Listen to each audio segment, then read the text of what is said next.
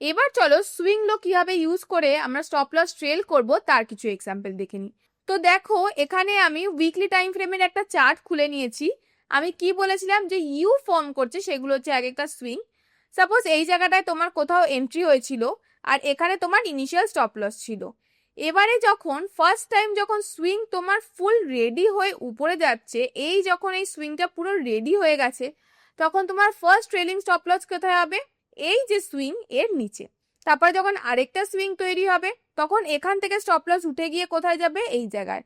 তারপরে যখন আরেকটা সুইং পুরো রেডি হয়ে নেক্সট যাবে তখন এইখানে। এরকম করতে করতে প্রিভিয়াস যে সুইং যেটা তৈরি হচ্ছে সেই সুইং লোতে আমরা আমাদের ট্রেল স্টপ লস রেখে দেব। এরকম করতে করতে দেখো এই জায়গাটায় যখন আমরা আমাদের স্টপ লস রেখেছি আর দেখো এখানে গিয়ে মোটামুটি আমার এক্সিকিউট হয়ে গেছে।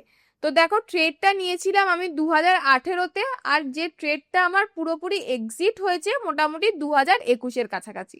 তো বুঝতে পারছো কত দিন ধরে কত বছর ধরে ট্রেডটা হোল্ড হয়েছে এবং 400% তোমার এখানে আপওয়ার্ড যে মুভও দেখাচ্ছে।